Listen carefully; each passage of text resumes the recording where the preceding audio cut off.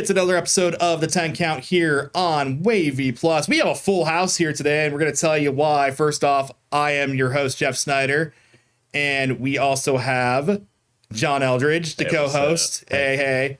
And we have special guests here in the studio today. We have George Pantas. He is here. Usually we're talking about VCW, but today we're going to talk about him. We're talking about his career. We're talking about just his time in wrestling, many, many decades of just being around the business. And we also have Johnny, George's grandson.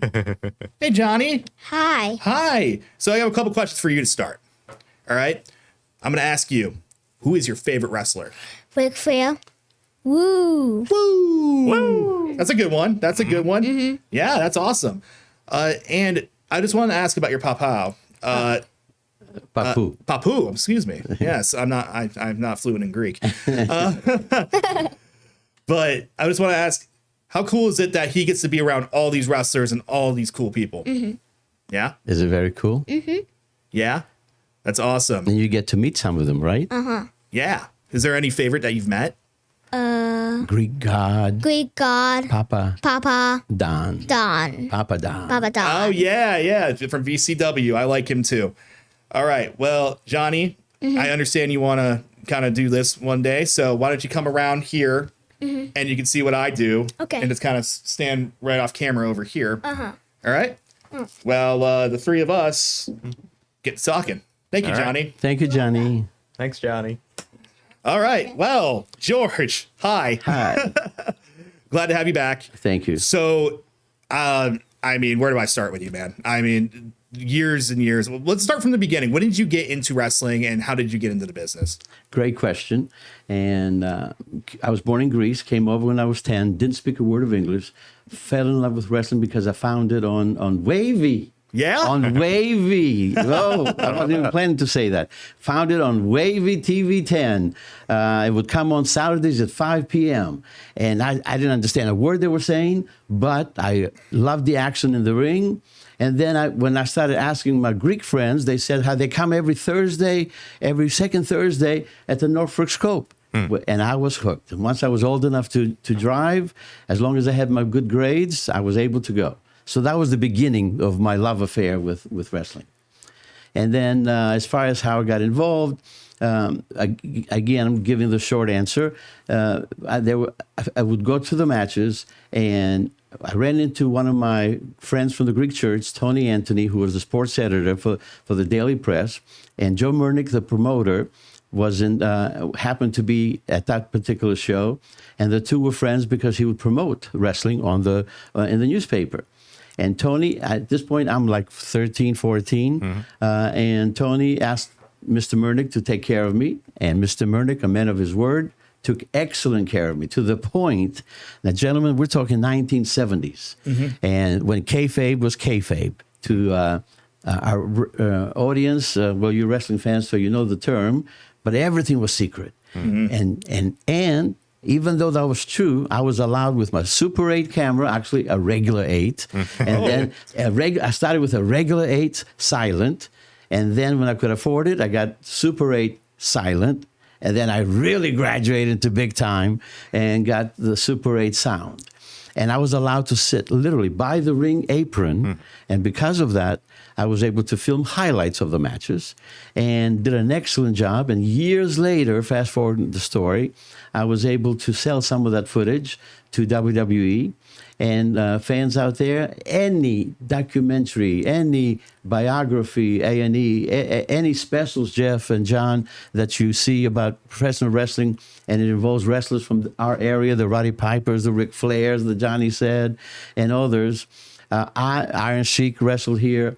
And all of those, they use my arena footage. And that footage is literally either the Norfolk Scope, or the Hampton Coliseum. And of course, with the Norfolk Scope, the way that it's designed, you're able to recognize right away that it's the Scope. Right. That's awesome. There's a lot of, we have video in our archives too from matches with Ric Flair, Magnum TA. I'm sure you were there as well. Yes. At the same time, right next, Yes. bumping elbows with our Jeff Myers, our chief photographer, while he was shooting those as well. So over the years, you have met almost everybody. I feel like you know everyone some of the pictures you sent me, and we're going to take a look at some of those right now, actually. So I'm going to bring us some guys up, and we're going to tell some stories. Awesome. And we'll talk. You know what? We're going to start with Johnny's favorite wrestler. Let's talk about Mr. Ric Flair. Woo! The Nature Boy. Look at him. This is actually at the back of the Hampton Coliseum, late 70s, probably 78, 79. Wow. And by this point, we had become good friends. And if you pay attention to my hair, when you see the picture to the left, my hair has always parted on the side, but not in that picture. It's parted in the middle, and it's long. The only time in my life I ever parted in the middle and grew it long because I wanted to be just like Ric Flair. I mean, who did it back in the 1970s, Yes. early 1980s? So I have many stories. I think the one I'm going to share is, I'll start with the emotional one. So through the years, we became friends. And my father became ill. We lost him to cancer, to prostate cancer. And during the time that he was very ill, of course, it was very sad at my house. And we would always try to cheer my father up. Well, I realized one time that it was a Thursday night I was visiting, and they were at the Scope. And so back then, we didn't have cell phones, but we did have payphones on the wall. And so I knew that number because, and really have jumped the story a lot here, but I was able to go to the back because I became friends with the Crockett's and, like I said, with the promoter. And so I called that number. Wahoo McDaniel, there's another name from the past, answers the phone, which was a blessing because Wahoo knew me. I explained that my father was very sick. I'm just trying to cheer him up. He loves Ric Flair. Can you get Rick on the phone? I found out later that Wahoo's father was sick, so he related immediately. I also found out that Rick was getting ready to go out for his match, but he stopped, he picked up the phone. Now I'm on a second line in the back so I can translate because my father didn't really speak English very well. And I would, my father would say, I watch you on TV, I like you very much. And Rick was hello, sir, George told me you're not feeling well, I hope you feel better. And he says, yes, I go to watch you now. He couldn't get out of bed or anything. But for those few moments, Rick made my mother happy, made my father happy, made me happy. And that's something that, it's not a story. Honestly, this is the first time I'm telling the story on a podcast. So you're getting an exclusive. Oh, I here. love that. It's a very emotional story. Yes. It's not something that I openly talk about. Right. But that's the Ric Flair that I fell in love with. As a young man that was seeing that picture, I loved, like you said, having the girls, having a good time. But once I got to know the man, just polite, a gentleman, and just a fantastic human being. So that's a personal story. Yep. And of course, you were there for his retirement match as well, right? Yes, yes. Because of there's a great picture. Yeah.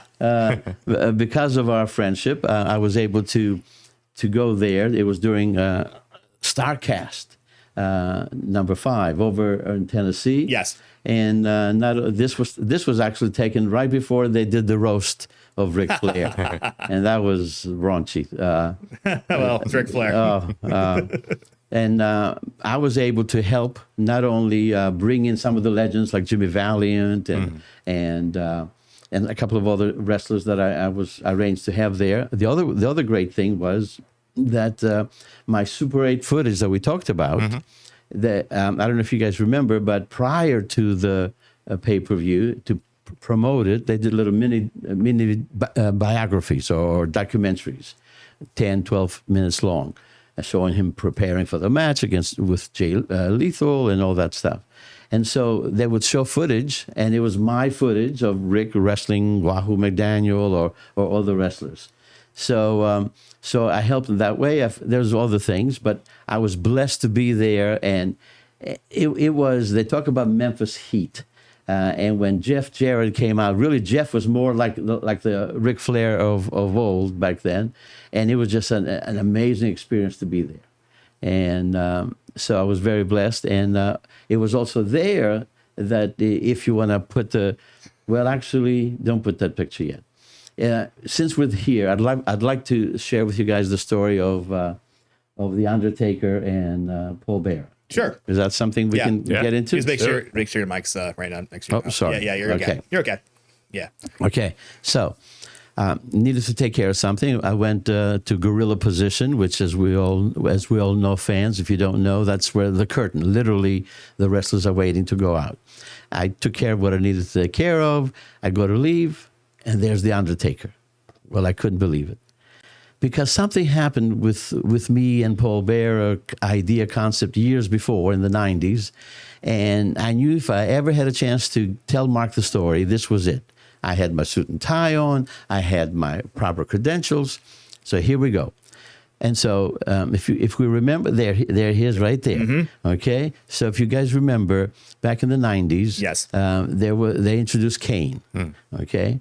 And back then, if you can pull up a picture that I have with the original Iron Sheik.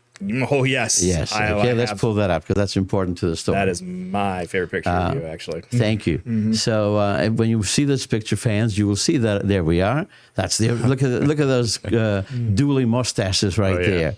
I looked like a young Paul Bearer.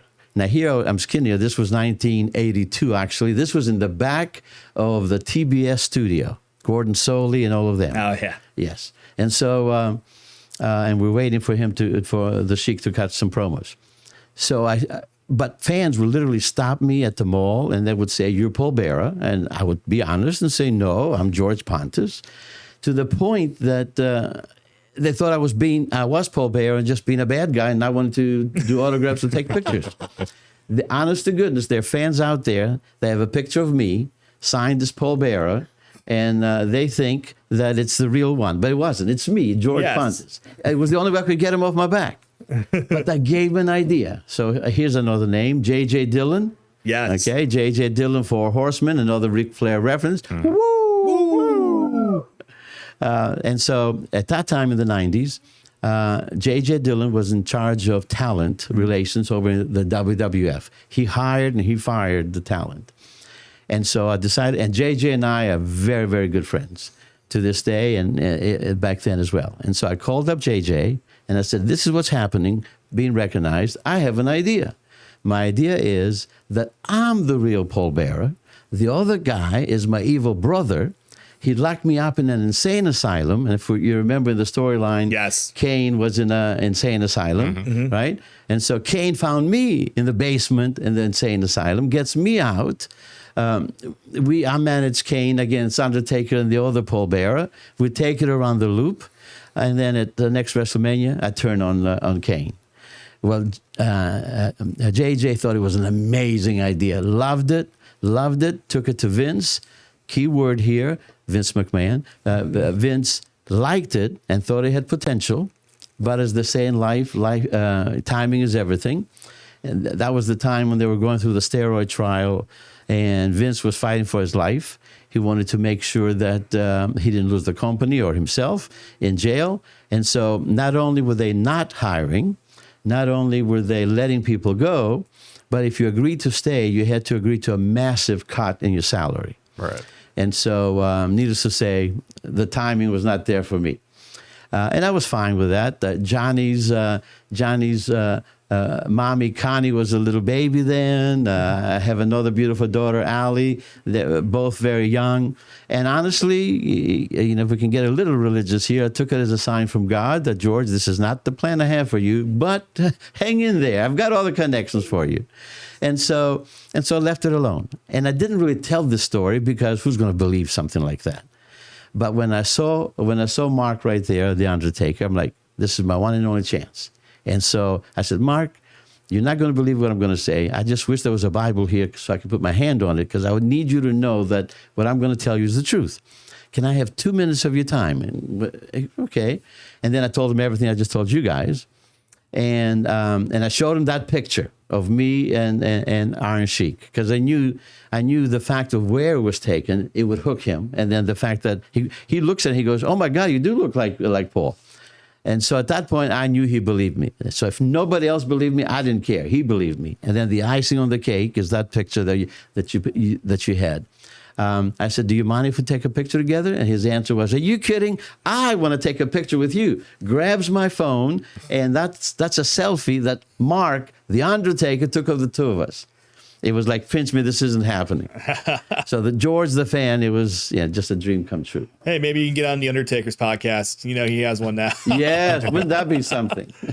John, do you have any questions for George? I'm just soaking this all up, man. Yeah, this is awesome. This is great, Thank you. right? Thank you. This is great. Very blessed. Your career is awesome. Thank you. Yeah. It's truly like, I mean, it's unimaginable the amount of stuff that you've seen in this whole industry. It's really I incredible appreciate to hear it. I about. appreciate that. Well, let's talk about another guy. You say you have a good relationship with Greg the Hammer Valentine. Yes, love Greg, and I love this story that I'm going to say. And actually, when there we are together, here's a little side note. It's hard to see in this picture. I was also a huge fan of Burt Reynolds. The only time in my life I went to a woman's salon and I put curls in my hair because I wanted to look like Burt. My wife still hasn't forgiven me for that.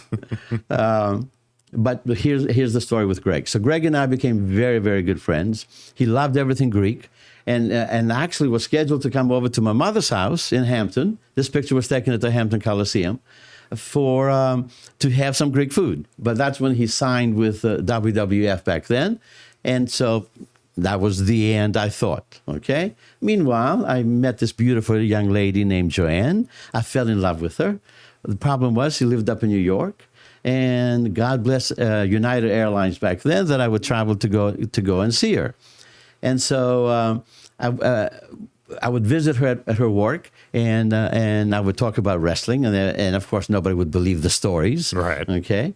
And so I'm going to tell two quick little stories about Greg. Go for it. So one of the times that I went to visit Joanne, one of the workers there pulls me aside. He says, "George, I got to tell you something. I didn't believe you when you were telling me that you knew Greg Valentine. But they had a show here a couple of weeks ago, and back in those days, like VCW now, we go to Hampton, we go to the high school gyms and things of that nature. Believe it or not, they would actually, even the Crockett's, the Murnicks, the McMahons, they would go to high school gyms and put on shows. And so he happened to park right next to Greg Valentine. So he said, I'm going to prove George wrong. I'm going to ask Greg, hey, this guy says that he knows you from Virginia. His name is George. He said, before I could finish, Greg Valentine goes, George the Greek? And if you look at this autograph over here, to George the Greek. Yes. And then It doesn't say that, yeah. yes. And then under there it actually says, my good friend, Greg Valentine. And so, and he says, yes, I apologize. He really does know you. Now, so that was a nice little for me. But the best part is this: my then future brother-in-law loved wrestling, so we connected together. And he surprised me one time by getting tickets to the Nassau Coliseum. Mm-hmm. And I looked at the card, and Greg Valentine was there. Nice. Yeah, we were way up on top. I looked at his name is Greg.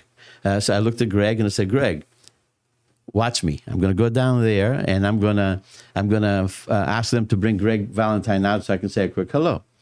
And Greg, my brother-in-law, is like, George, this is New York. Yeah, this isn't Virginia. Not only do we not do that stuff here, you're going to get arrested. But, when you're young and fearless and I'm trying to impress them now, Yeah, right. So I'm like, well, we'll see. So I went down there. And back in those days, in all seriousness, there wasn't like the security tightness like it is today. Sure. It was just a rope or one of those things that we see at a bank, and that was about it.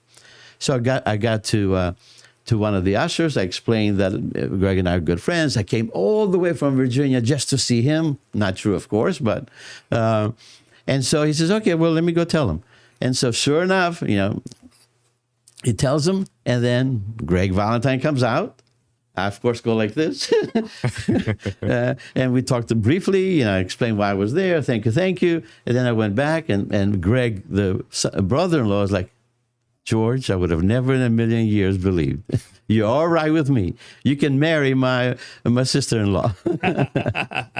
So I love Greg Valentine for many reasons, and those two stories are the ones that just, again, you pinch yourself. Right. He didn't have to do any of that, let's be honest. And back then, he was a super bad guy. Yes. So, Yes, he was. So I love that story.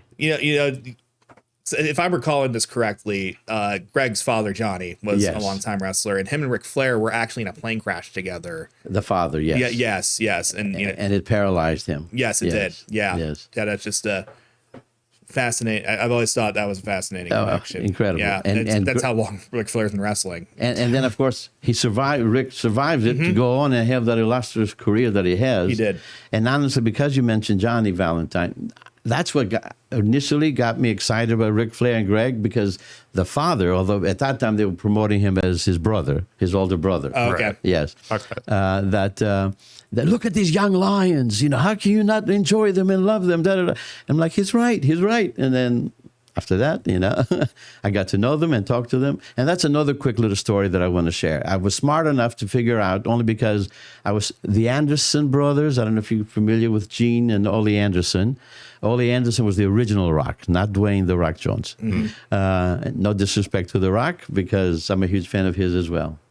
And actually, great story that I don't think we have time to tell. But when I come back for part 2, 3, and 4, there's going to be many parts. We'll of do this. a Dwayne Johnson story. Oh, I love that. So, and so I don't know what I was saying. That I got so excited when I saw Gene Anderson, super bad guy. I'm like 14 years old. I jumped over the rail, went over to say hi to him. And before I could say 2 words, it's like, I said, hi. He goes, I will clean it up here. Get the blankety blank out of my blankety blank face. Well, at that point, I knew what I did was wrong. He doesn't know me.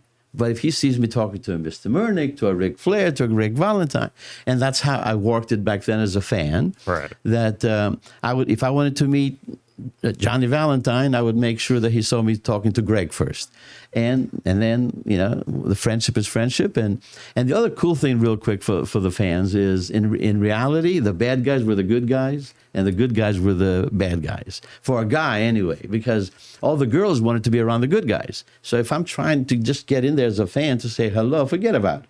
But the bad guys, they didn't have anybody around, so it was easier to get to them. Right. So, and I've always been a Ric Flair and all bad guys fan.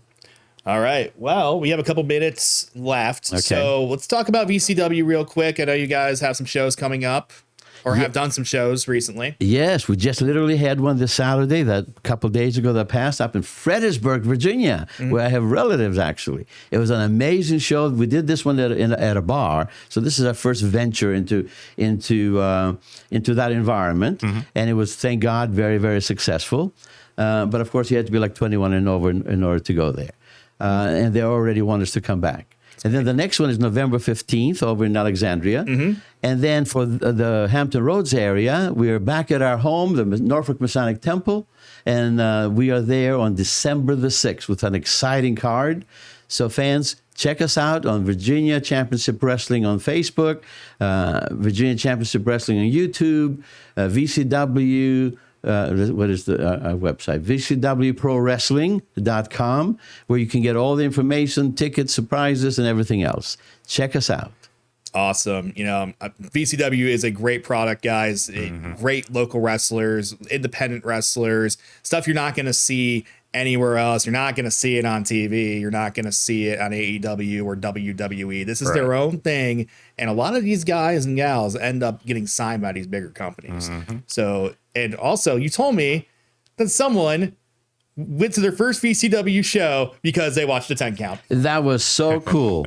I'm at the Kroc Center, and I see this fan, and we have a lot of loyal fans. So I know most of them, especially when I was a good guy. I would make sure to shake hands with everybody and take pictures. And so I knew our fans. But I saw this very excited fan, obviously, he was there. He goes, hi, I saw you on the WAVY app, on the WAVY Plus app. I saw you on the 10 count, and I came to see the show. I'm like, oh my God, thank you. I said, I'm going to tell both John and Jeff that you said that. Awesome. Yeah. Well, thank you to that fan for all that. That's awesome. George, thanks so much for coming in. Yeah, really. We're going to My have pleasure. you. We'll have you on many, many more times. Talk about VCW, talk about your career and your life. And I'm sure we'll have Johnny back too. All right. Well, this has been the 10 count. John Eldridge, George Pantas, and Johnny. Hey, Johnny's back there. We will see you all next time. Bye. Bye.